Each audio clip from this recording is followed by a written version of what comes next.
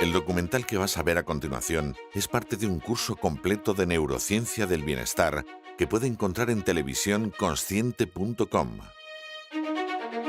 El curso está compuesto por 14 capítulos donde la doctora Nazaret Castellanos nos hará propuestas científicas para conseguir un bienestar duradero y sólido. Consigue mejorar tu bienestar a través de neurociencia entrando en televisiónconsciente.com.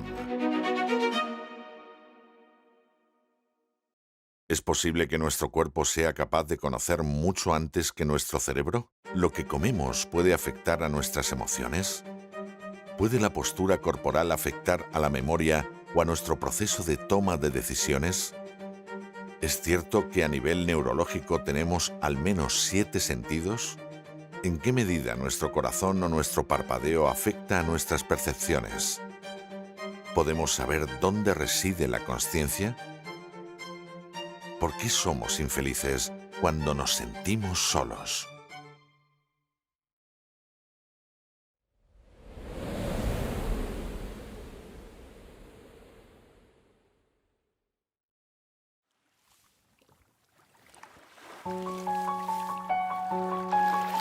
El avance de la neurociencia en los últimos años es tal que en algunos casos roza conceptos propios de campos como la física teórica o la filosofía.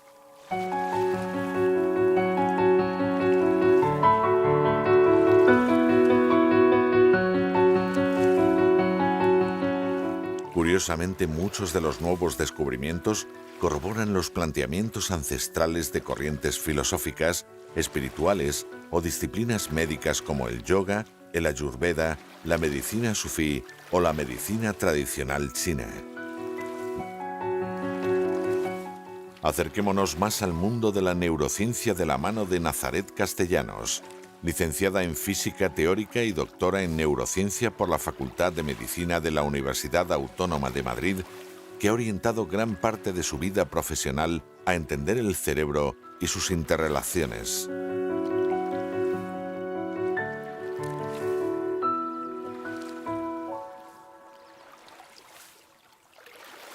El sueño de la percepción.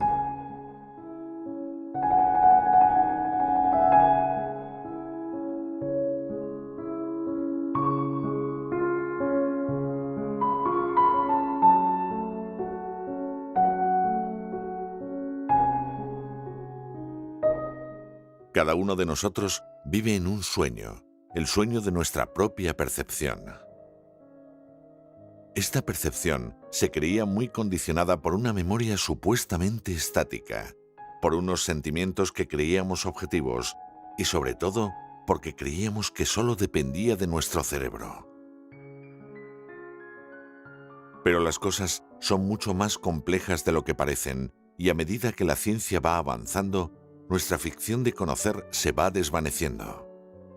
Cada acto de nuestra vida, como comer, pensar o dormir, es consecuencia de miles de interacciones de todo el cuerpo, tanto por dentro como por fuera.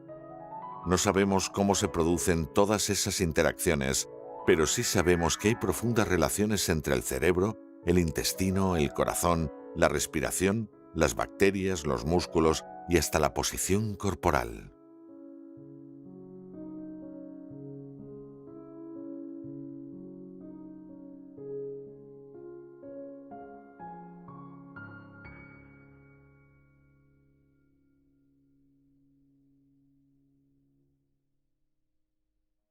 Una percepción distinta.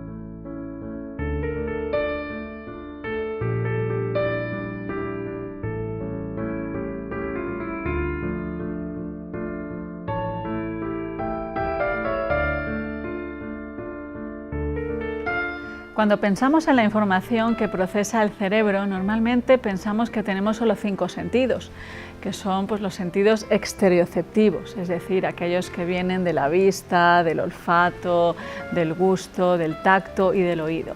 Pero en realidad se dice que tenemos 7 sentidos. Y en los exterioceptivos, es decir, los que vienen de los sentidos, de los receptores, no son los prioritarios. El sentido prioritario que tiene nuestro cerebro es la interocepción, es decir, la información que recibe el cerebro de dentro del cuerpo. Las señales que le manda el intestino, el estómago, el corazón, la respiración, todo eso es una información que procesa nuestro cerebro constantemente. Y ese es el sentido prioritario. El segundo sentido que tiene nuestro cerebro es la propiocepción. Hay gente que lo considera parte de la interocepción, pero hay investigadores, que piensan que la propiocepción es un sentido aparte. Y la propiocepción es el sentido que da cuenta de cómo está nuestro cuerpo. Es decir, si estoy agachada, si estoy recta, cómo están mis hombros, cómo están mis brazos, cómo está mi estructura, mi esqueleto, cómo es nuestra arquitectura corporal. Y esa información que pues muchas veces se ha pensado que el cerebro sabe cómo está nuestro cuerpo, pero ya está, es una información pasiva. El cerebro necesita saber en qué postura estamos. Pero hoy en día lo que se está viendo es que la información sobre la postura es clave para nuestro cerebro, es decir, que nuestro cerebro interpreta cómo está nuestro cuerpo, y esa información que tiene la lleva, la interpreta, la utiliza para pues tomar diferentes decisiones, es decir, que es una información vinculativa. Por ejemplo, la propiocepción es tan importante que se ha descubierto hace poco que es uno de los sentidos que nunca pierden las personas con enfermedad de Alzheimer. Es decir, su cerebro sigue sabiendo cómo está su cuerpo. Esto pues ha dado pie a considerar pues muchas técnicas basadas en el movimiento corporal para pues intentar reducir los déficits cognitivos asociados a enfermedades neurodegenerativas.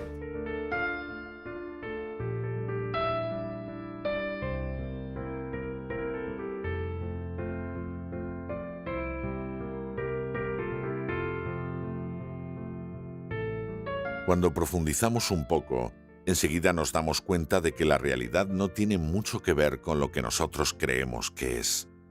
La mística judía decía que no vemos las cosas como son, sino como somos. Lo que sucede es que el cerebro genera una representación interna del mundo exterior para ajustarlo a nuestras necesidades y sobre todo para ajustarlo a nuestra idea del mundo. El cerebro siempre compara nuestro modelo, nuestras hipótesis con lo que percibe, y le asusta que no coincidan.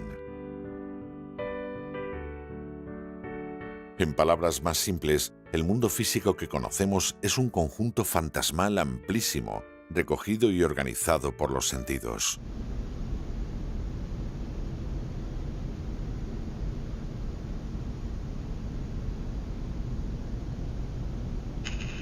El sentido de la vista nos da las dimensiones, las formas, colores. El sentido del oído nos proporciona la capacidad de comunicación e interacción con el mundo.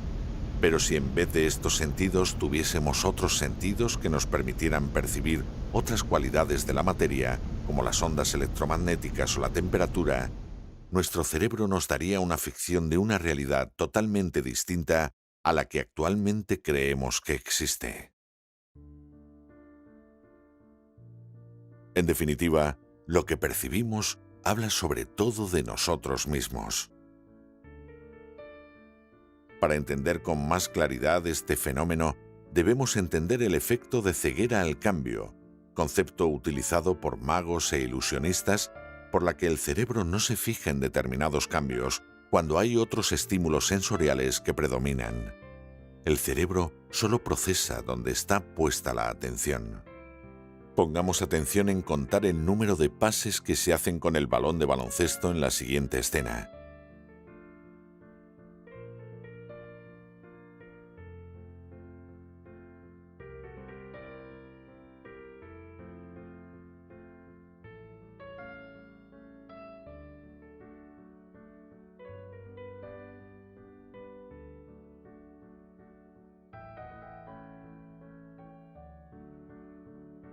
¿Cuántos pases has contado? La mayor parte de las personas no visualizan el gorila que entra en escena.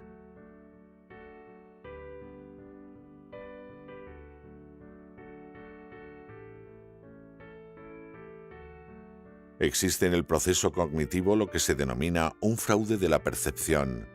Por un lado está la realidad y por otro lado está la realidad procesada, o lo que la realidad aparenta ser.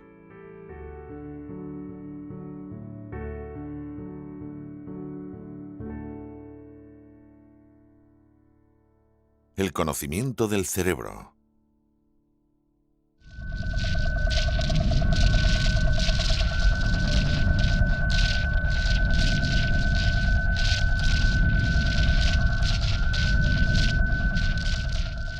Las técnicas de neuroimagen han avanzado tanto que se ha podido descifrar gran parte del lenguaje cerebral. Sabemos que las neuronas tienen su propio idioma, de hecho se comunican hasta en 5 idiomas. También sabemos que gran parte de los contenidos que maneja nuestro cerebro son inconscientes, es decir, la mayoría del cerebro se ocupa de información no consciente y la información consciente la procesa una delgadísima capa neuronal llamada corteza cerebral. Imaginemos que estamos prestando atención a algo, ¿no? Estamos atendiendo a lo que estamos escuchando, por ejemplo, o a las sensaciones de nuestra respiración. Tendremos mucha actividad en esta parte de aquí, que es la corteza prefrontal. Es una de las partes más importantes de nuestro cerebro. Vamos a hablar muchísimo de ella en la neurociencia del bienestar. La corteza prefrontal es casi la joya de la corona. Entonces, cuando nosotros estamos prestando atención a algo, todas estas neuronas de aquí están boom, boom, boom, boom, emitiendo descargas eléctricas a la vez. Están cantando en un coro, pero es un coro que es muy peculiar, porque hay una parte del coro que está hablando en un lenguaje, otra parte que está hablando en otro, otra que está hablando en otro. Nuestro cerebro habla hasta casi 5 idiomas, se dice. Esos 5 idiomas les permite al cerebro comunicarse entre sí. Entonces, cuando nosotros realizamos cualquier tarea, el producir todas esas descargas eléctricas para el cerebro supone una cantidad de recursos hemodinámicos enormes. El cerebro produce muy poca energía, pero consume hasta el 20% de la energía que produce nuestro cuerpo, que comparado a su pequeño volumen es el órgano que más energía consume. Hacer cualquier tarea, por simple que sea, es un grandísimo esfuerzo hemodinámico para nuestro cuerpo. Entonces aquí tenemos la corteza frontal, que, pues como digo, está muy involucrada en procesos como el mantenimiento de la atención, la regulación de nuestro comportamiento, la inhibición de nuestra conducta, el diseñar una estrategia. Esto es la corteza frontal, tremendamente importante.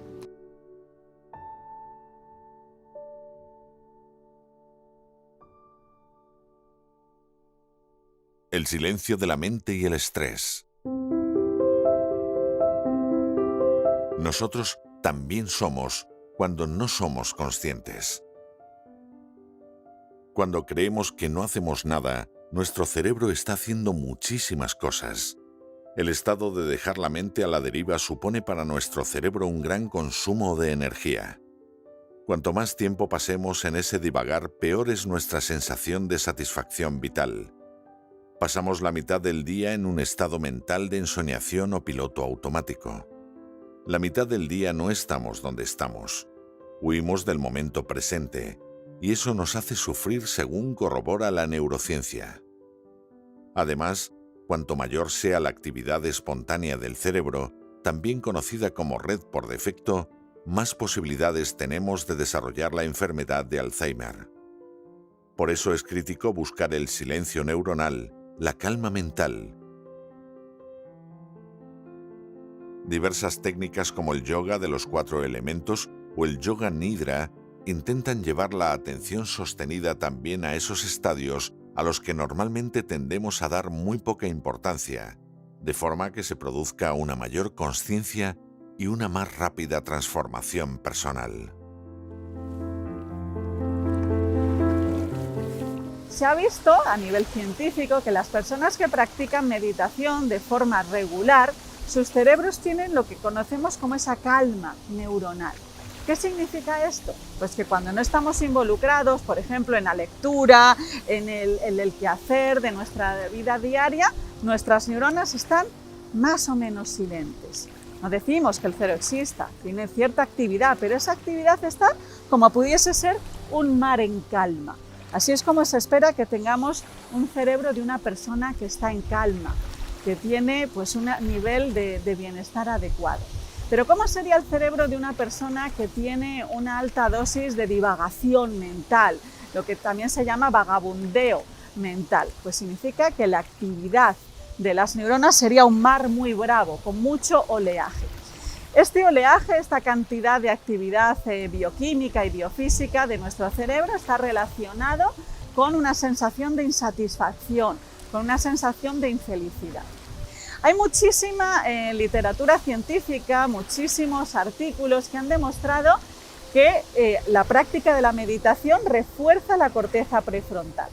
Pero lo interesante aquí, o los estudios que a mí me han parecido siempre más interesantes, son aquellos que demuestran que no hace falta ser un gran meditador ni vivir en un monasterio y dedicar la vida a la meditación, pasar 5 horas al día sentado meditando.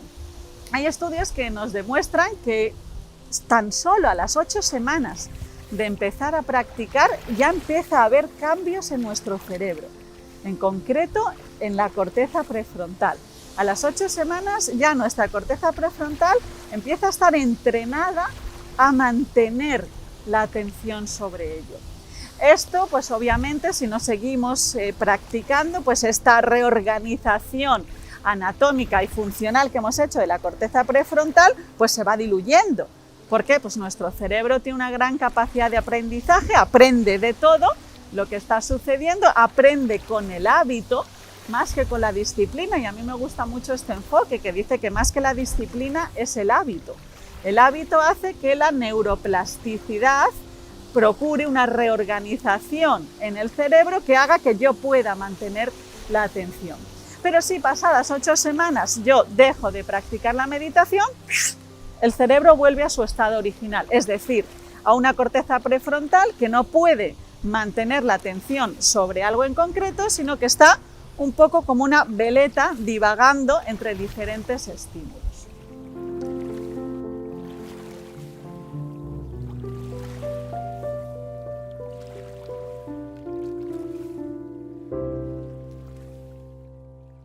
Una de las grandes inquietudes que nos ha acompañado históricamente es conocer la naturaleza de la mente. La neurociencia nos invita ahora a conocernos a nosotros mismos y qué efectos tiene sobre nosotros ciertos estados mentales. Por ejemplo, ahora está demostrando científicamente lo que muchos intuíamos. Cuanto más estresados estamos, más infelices somos. El estrés crónico afecta muy negativamente a la salud, generando alteraciones intestinales, úlceras, problemas cardiovasculares, neuroinflamación y deterioro cognitivo. Tristemente, hoy por hoy en Occidente, el 75% de la población considera tener estrés crónico. Somos lo que algunos denominan sociedades cansadas. Tenemos que tener en cuenta que el cerebro funciona por hábitos. Por lo tanto, si generamos un hábito de estrés durante años, el cerebro nos pedirá más estrés. En palabras de Seeley, el prestigioso investigador, no es el estrés el que nos mata, sino cómo nos enfrentamos a él.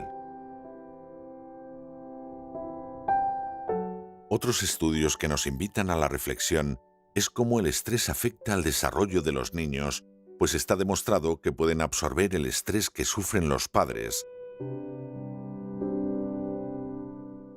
Este estrés con el que se acostumbra a vivir un niño en pleno neurodesarrollo aumenta el tamaño de su amígdala, pudiendo tener consecuencias a largo plazo, como episodios psicóticos o alteraciones que afecten a su salud y, sobre todo, insatisfacción vital.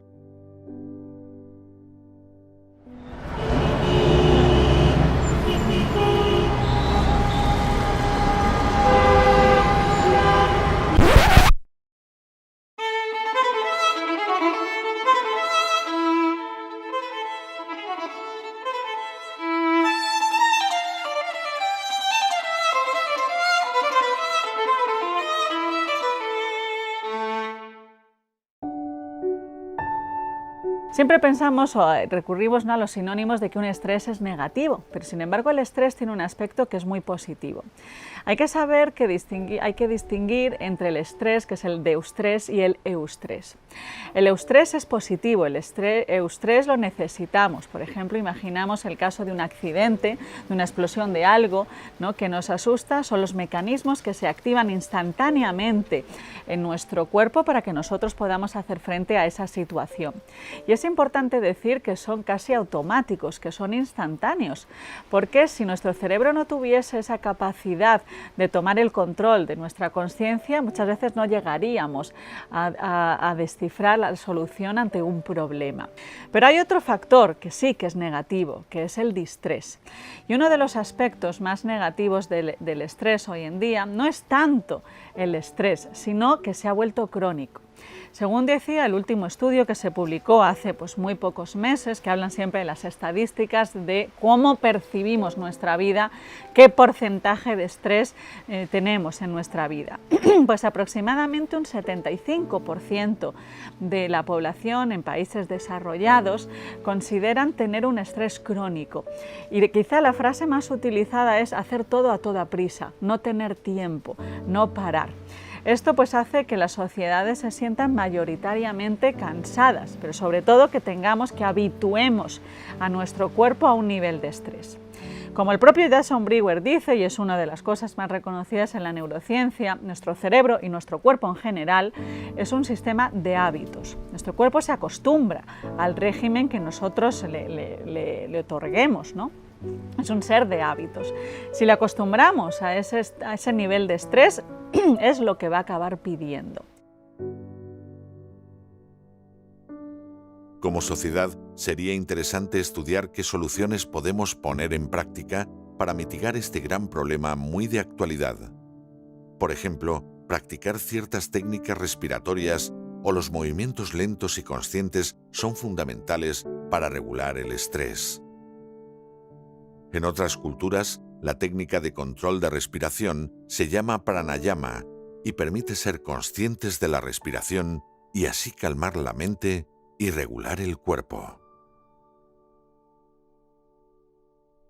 La importancia de la postura. Uno de los experimentos más importantes que se ha hecho sobre la toma de decisiones y el papel que tiene el cuerpo en la toma de decisiones es lo que se llama la tarea de Iowa, que se llama así porque en aquel momento el investigador principal, el líder de este proyecto, que era Antonio Damasio, estaba trabajando en la Universidad de Iowa. Este experimento dio lugar a lo que se conoce como la teoría del marcador somático, que es la teoría que ha defendido Antonio Damasio desde hace más de 30 años, que lleva defendiendo la teoría del marcador somático. El experimento era muy sencillo. Imaginaros, ponían a las personas, a los voluntarios al experimento, se les daba 4 bloques de cartas y eran bloques en los que podías ganar mucho dinero, bloques en los que podías perder mucho dinero, bloques en los que ni ganabas ni perdías. Tenías al final que elegir qué bloque de cartas era el que ibas a elegir, con qué bloque de cartas te vas a quedar, pues obviamente con aquel que te va a hacer ganar más dinero. Entonces lo que se hace es que las personas van levantando cartas para intentar sacar la regla, el algoritmo de cada bloque. Este me está haciendo perder mucho dinero, este me ha hecho ganar, este ni fu ni fa, así me quedo con este de aquí. Pues lo que vieron los investigadores era que necesitamos mentalmente, conscientemente, necesitábamos levantar hasta 80 cartas para saber cuál era el bloque bueno. Después de 80 cartas tú podrías decir: este es el bloque bueno porque es el que más me hace ganar dinero. Pero ¿qué pasa? Que esos investigadores pusieron un montón de electrodos en el cuerpo de las personas. Y lo que se dieron cuenta es que a partir de la carta número 10 que levantaban, el cuerpo ya sabía cuál era el bloque bueno. ¿Y por qué lo sabían? Porque cada vez que la mano se acercaba hacia el bloque malo, se aumentaba la tasa cardíaca, la postura corporal se encogía, la conductancia de la piel aumentaba. Cuando la mano se acercaba al bloque bueno sin que conscientemente la persona supiese a qué bloque era el que había elegido, qué bloque era el bueno, su cuerpo ya reaccionaba de una forma favorable. su cuerpo, la postura corporal cambiaba, la variabilidad cardíaca aumentaba. Todo ello sin que la persona de momento fuese consciente de qué bloque era el que era adecuado. Esto le llevó a Antonio Damasio a decir que el cuerpo sabe lo que la mente aún no se ha dado cuenta. Pero entre otras de las implicaciones, aquí es donde surgió todo un movimiento, ¿no?, por la parte práctica que llevaba, fue decir, si supiésemos escuchar nuestro cuerpo, no necesitaríamos 80 cartas para saber cuál era el bloque bueno. A la 10ª carta ya podríamos intuir que creo que es este, pero no sé por qué. ¿Y esto qué nos llevaba? Pues también un poco la cantidad, el peso, ¿no?, que le ponemos al pensamiento y al razonamiento, a los argumentos. Solo pues decidimos, no somos conscientes de decidir sobre el bloque bueno cuando le hemos puesto un argumento, pero no damos ningún peso a esa intuición que nos dice creo que es este, aunque todavía no sé por qué.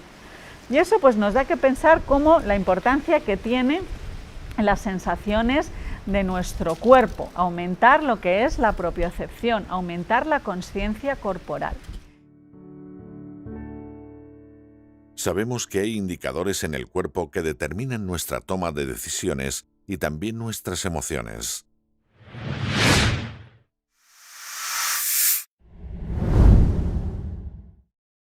La emoción está totalmente ligada al cuerpo y también a la toma de decisiones. Por eso, ser conscientes de esos indicadores previos que nos muestra nuestro cuerpo nos ayuda a nuestra regulación emocional y toma de decisiones.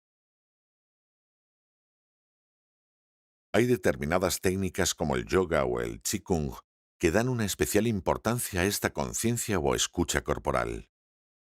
La quietud corporal desarrollada a través de las asanas nos permite poner máxima atención en el cuerpo, para luego poder evadirnos de él y de los sentidos, entrando más fácilmente así en el silencio del cerebro con la meditación. Además, trabajar estas áreas del cerebro hace que se deterioren más lentamente. Quizá debemos plantearnos a partir de ahora escuchar más a nuestro cuerpo y aprender a interpretarlo.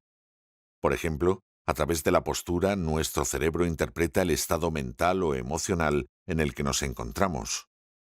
Lo mismo ocurre cuando vemos a una persona cuya postura corporal es de sumisión o encogida. Aunque sus palabras sean positivas, nosotros le daremos más credibilidad a lo que nos está diciendo su cuerpo. La postura corporal, además, influye en nuestra capacidad de memoria y en el sesgo con el que percibimos el mundo. Como dice Antonio Damasio, el cuerpo nos susurra y hay que saber escucharlo.